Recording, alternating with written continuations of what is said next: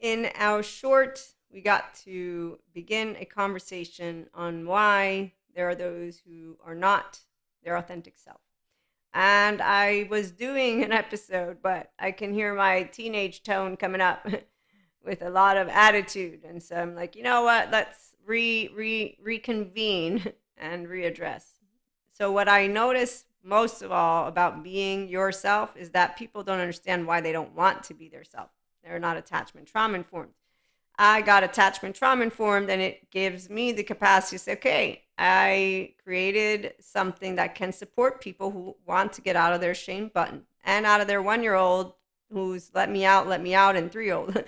So, on that note, I don't enjoy ignorance. That's what's evil to me. And then I don't enjoy the donkeys, the ones who are actual guides, by the way. They bring you to a well. It's a well full of not potable water, if you will, but that's because they're hiding other emotions beneath the surface. So here's the thing about emotions and emotional intelligence, and I need buzzword about all of that because people will go after what's fancy to look good and feel that they're smart, which automatically tells me you're trying to make sure your herd gives you a thumbs up, thumbs down, meaning actually want a thumbs up. So your fear of inadequacy is ruling you, which means you're not the owner of your brain, which means you're not being yourself. For the 5D mystic here in the Enlightenment Soul Age group, who's a guide for those who want to drink water. And so the thing about emotions is that it is a biochemistry. And the thing about your biochemistry is that you're a human with a mammalian heritage, and your ventral vagal nervous system is what will allow your chemistry to be this water, if you will. In fact, I am very humored today. There's a bunch of things I get to deal with myself when it comes to fear. Fear is my dominant emotion because of the desire to stay alive. And so here's where consciousness can be aware of itself.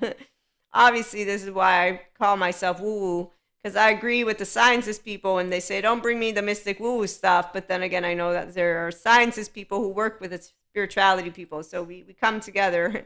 But the ones of us who are grounded in reality, is what I'm saying, will always know it's amazing to be a mystic for me. I know that I'm rejected by groups of people who think yoga brings demons out of you, or that Reiki master and the energy that is universal love energy is not good because theologians decided it.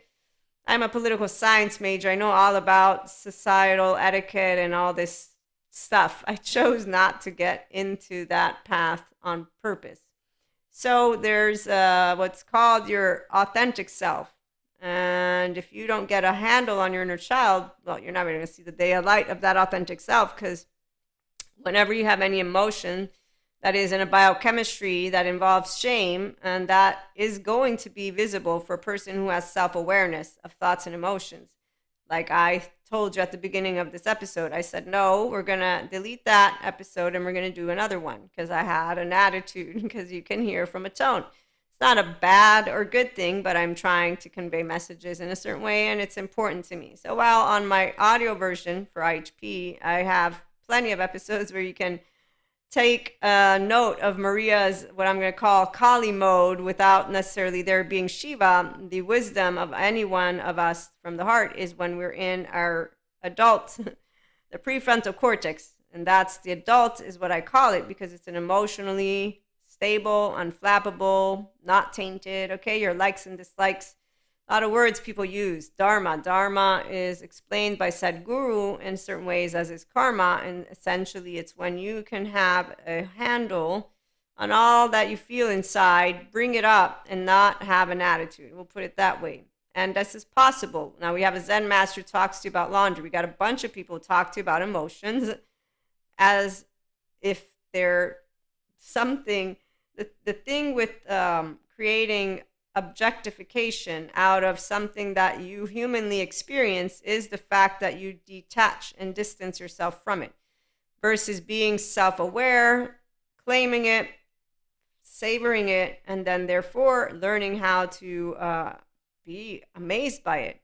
And people with their emotions, the 0 1 year old is the biggest part of a lot of things. I'm not going to get into that right now. I want to make it short. But what you will notice is that a person will follow fancy words, which means you're wearing a mantle, and you will not actually notice the chemistry, the emotion. I'm going to use biochemistry. And technical is what I bring, but I also bring non-technical. That's the beauty of being a 1 year old and a 3 year old and a grown woman who's saying emotions. They're not a magical wand. You have an embodied brain. And that's where the attachment trauma information has given me the capacity to say, when people don't want to be their self, they have a shame button. I don't have that. I got a love button. I got a Maria button. I got a awareness button. I got an awareness that I have emotions and thoughts and that they're not irrefutable facts. And the last time I ever even thought of it that way was when I was 8 and I got disowned. So, at the end of the day, if you're comfortable with emotions, I'm comfortable with fear. It's the biggest dominant emotion. And you know why? Because I don't want to physically die. And anytime I think about it, I know that I am conscious of the unknown with comfortableness in the uncomfortableness. And that is actually our mammalian heritage. But the beauty for the ones who get to be their self with people and therefore maintain that pure consciousness is the capacity to enjoy yourself with all. And in fact, when I'm with anyone, even people I don't want to be friends with, and you heard the story of that one dude that actually is a shame, love dependent, porous, no boundaries person, who a 5D mystic will not be perceiving people as good or bad, negative or positive. There's no evil. There's no evil in this way. Your body will perceive the person's inner child. An inner child that is not let out to play, for a person who's perceiving it, when you're an inner child that's alive and living with the human being body, so you're a real boy, real girl, real they, you turn into flesh, okay? You're not a Pinocchio with the wooden stuff. You're not an adolescent, because every person that is not yet here in their functional adult heart, attitude, the capacity to know envy, jealousy, spite exist, but they don't need to be used. Topics like relationship drama. I mean, I laugh. I'm 44 and I laugh because I see a lot of donkeys. Remember the saying I gave you? It's an Italian one. You can guide, you can walk, you can bring a mule to the well. You cannot make the mule drink. So I can share with you all the information I want. I'm not going to be able to have you believe it, one, to experience it, three, embody it. Obviously, that's the part of where anyone who does mentorship will choose, because this resonates, because they hear the words, because it makes sense to them, because they understand it. It's not a belief to be yourself.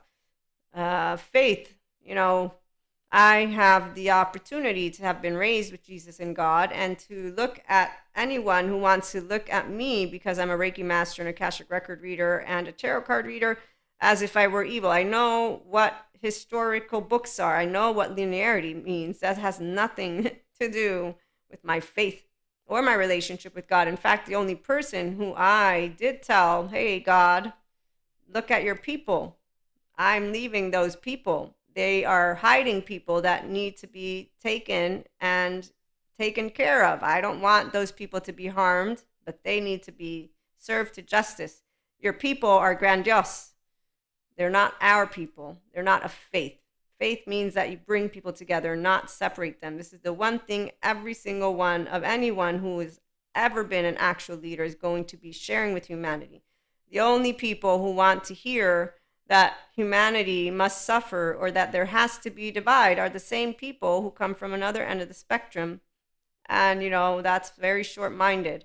In fact, it's called the safety behavior of a brainstem back here, and I can notice it a mile away. And the ones who don't notice the 7 to 14 charming, they're always the ones who put people on pedestals. And the minute you take them down, you got that teenager. How dare you dismantle some human being who's basically just another human being? It's very interesting to me.